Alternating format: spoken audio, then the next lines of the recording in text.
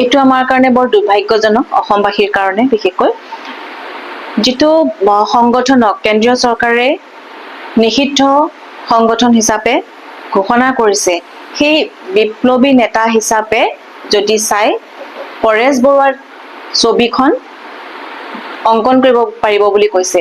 তেখেত যিহেতু হাবিত থাকে আৰু যিটো সংগঠনৰ তেখেত নেতা হয়, ইতিমধ্যে আমাৰ চৰকাৰ কেন্দ্ৰীয় চৰকাৰে বহু বছৰ আগতেই নিষিদ্ধ হিচাপে ঘোষণা কৰা হৈছে।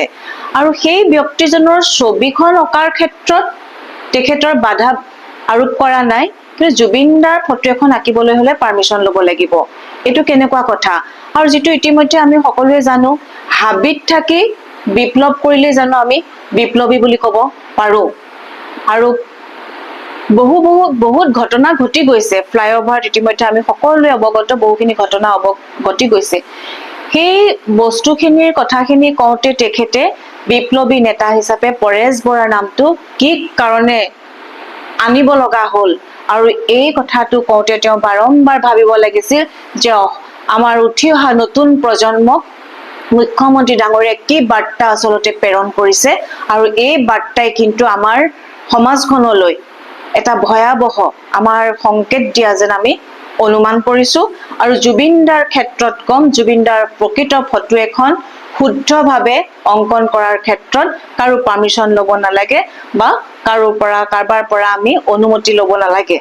আৰু মই আৰু এটা কথা কৈছো যে নিষিদ্ধ ঘোষিত সংগঠনৰ নেতাক কি কাৰণে ৰাজহুৱা স্থানত বা ৰাজহুৱাকৈ ফটো অংকন কৰিব পাৰিব বুলি কোৱাটো কিন্তু অসমবাসীৰ কাৰণে দুৰ্ভাগ্যজনক এটি মন্তব্য। শদিয়াৰ পৰা ধুবুৰীলৈ, বৰাকৰ পৰা ব্ৰহ্মপুত্ৰলৈ সকলোৰে মাজত চিনাকি এটা নাম প্ৰাতঃ টাইম। থলুৱা ভাষা, কৃষ্টি আৰু সত্য বাতৰিৰ আধাৰত প্ৰতিষ্ঠিত খবৰ প্ৰাতঃ টাইমৰ প্ৰতিটো বা বাতৰি পুংখানুপুংখভাৱে চাবলৈ Facebook, YouTube, website, Twitter, Instagram আৰু ব্লগাৰ পেজত লাইক আৰু ফ'ল' কৰক। ধন্যবাদ। অসমৰ সংবাদ জগতখনৰ বাবে এক সুখবৰ। আপোচবিহীন ৰাইজৰ কণ্ঠ সাপ্তাহিক কবচ নৰূপ নসাজেৰে পুনৰ এবাৰ অসমৰ ৰাইজৰ মাজলৈ। স্বত্বাধিকাৰী প্ৰণীতা কলিতাৰ দ্বাৰা প্ৰকাশিত আৰু আপোচবিহীন অসমৰ বিভিন্ন প্ৰান্তৰ একাংশ নপুৰণি অভিজ্ঞতাপুষ্ট সাংবাদিকৰ দ্বাৰা প্ৰচাৰিত তথা eco printing press, Guwahati Katabari গড়চুকত মুদ্ৰিত সাপ্তাহিক কবচ এতিয়া অসমৰ বিভিন্ন প্ৰান্তত উপলব্ধ। আমাৰ ঠিকনা মুখ্য কাৰ্যালয় অসম ফৰেষ্ট স্কুল, হৰিমন্দিৰ পথ, গুৱাহাটী আৰু উপ কাৰ্যালয় কলিতা মাৰ্কেট, বিজয়নগৰ, কামৰূপ, অসম।